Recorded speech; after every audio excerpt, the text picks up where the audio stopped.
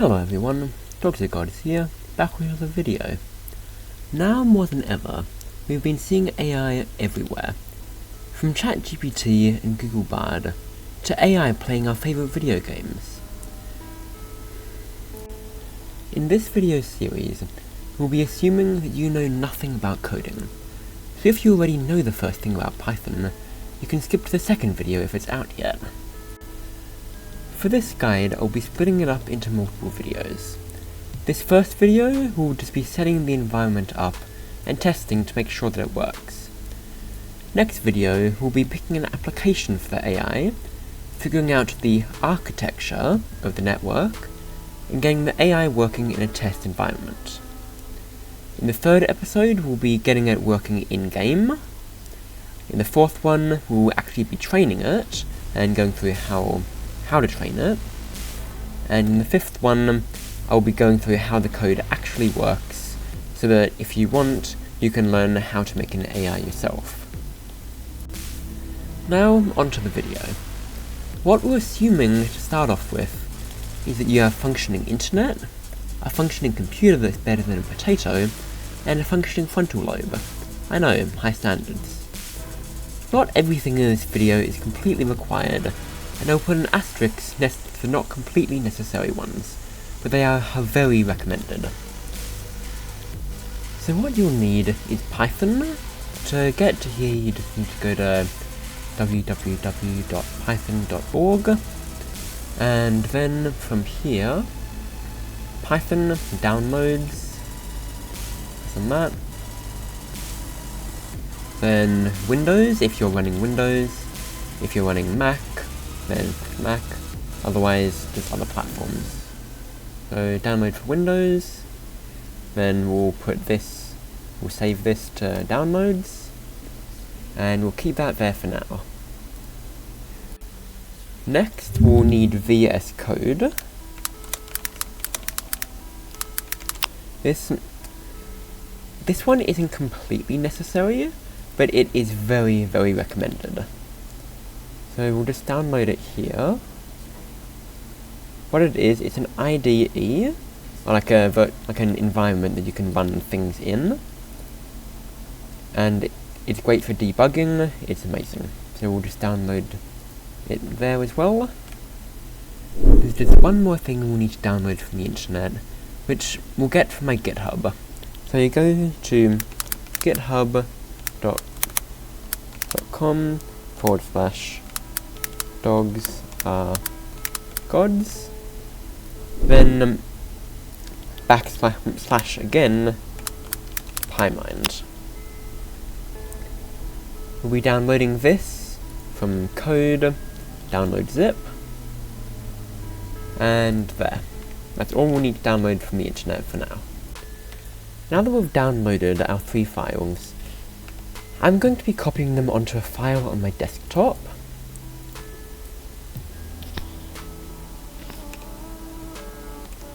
Called AI.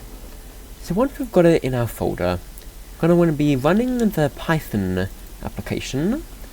My one, I've already downloaded Python, but when you run it, it should have just a this install option here. So go through the setup wizard for that, and you should have it downloaded. If it asks you to restart, then you need to restart. Once you've done that, we'll be going into the VS Code. Now that we've downloaded Python, we'll be setting up VS Code. When you want to accept the agreement, press Next. You don't need a desktop icon, but you can if you want. Just leave it as default is what I'd recommend. You press Next. I won't install it because I've already got it installed, but you'll press Install, and I think it will need to restart, so restart your computer again.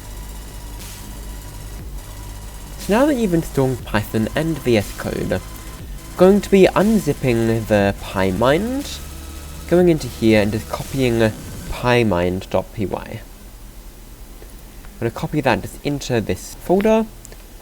Once you've extracted pymind, before you run it, you're going to need to do one more thing.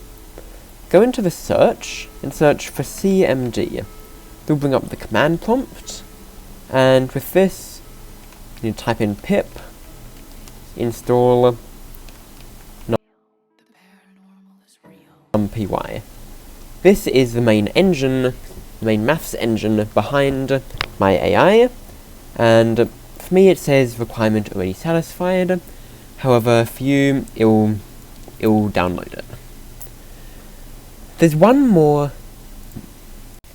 Since we're here already downloading things, you're probably going to want to install pygame as well. So pip install pygame.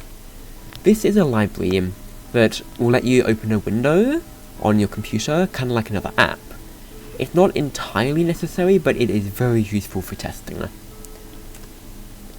We won't be using it today in this episode, but we will be in the next episode.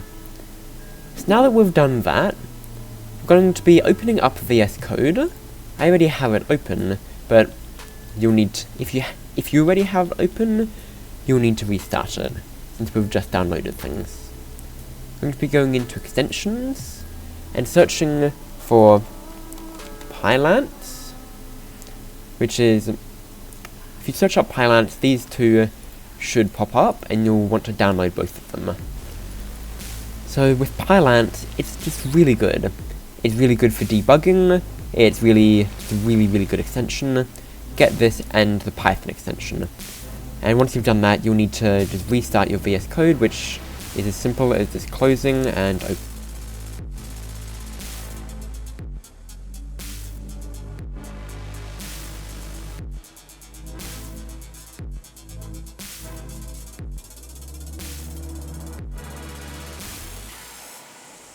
So now that we've got VS Code and everything set up, I'm going to come up here, press this little new file icon, and I'm going to be calling mine test.py, but you can call it whatever you want. Press enter and we've now created the file. First thing that we're going to type in, import pymind as pm. This is just importing the library that I've made with a simplified name. Then, once we've done that, we'll be also doing import numpy as np, because, again, that's just what pymind runs on. What we're going to be doing next for the test is we're going to be defining our inputs to our AI. Inputs equals, for this example, we're going to have 2. Outputs is just how many outputs we want it to have, or how many different options it has once it's finished processing. For this one, we're going to have 1 output. Then for our middle neurons, which are necessary, for the middle, it will be np.array. Then we'll make a list inside of that, which has, for this example, 3 and then 2. So the first layer will have 3 middle neurons, and the second middle layer will have 2. I'll explain it in more detail in the 5th video, if enough people want it. Alright, so what we'll be doing, we'll be writing network equals pm dot neural network. For our inputs, we put in just inputs. Middle neurons we'll be putting in middle, and outputs will be just outputs. Now that we've defined our neural network, we'll want to randomize it so that it can actually have some kind of behavior. Because right now there is no neural network. We've got the library, and we've got it initialized, but we haven't actually got the weights yet. So what we'll be doing is network.randomize network. Weight range is just how big you want the weights to be. Normally it's between -1 and 1, and random is whether we want it to be random or not, which we do.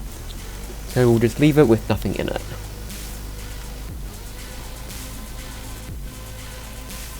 Now, what we'll do, we're gonna test it to see if it works. We'll be getting some inputs with a variable called AI inputs, which is equal to np.array, which has a list in it, again, of going to be doing 1, 0. That's all you need to do right now. Then, that's all you need to do right now. We're also going to define an activation function. So activation equals quotation marks. You can do multiple. There's sig for sigmoid, which is just a fancy maths equation. You can do value, which is another more simple maths equation. You can do tan h, or you can just do bin for binary. I prefer sigmoid, so we're going to be going with sig. What we're going to do now is actually get the output of this network. We're going to do output equals network dot get output. For the inputs, we put in AI underscore inputs, or whatever you named the variable. Then for activation, we just put in our activation function. Then we'll want to print the output. This will print a bunch of nerdy stuff.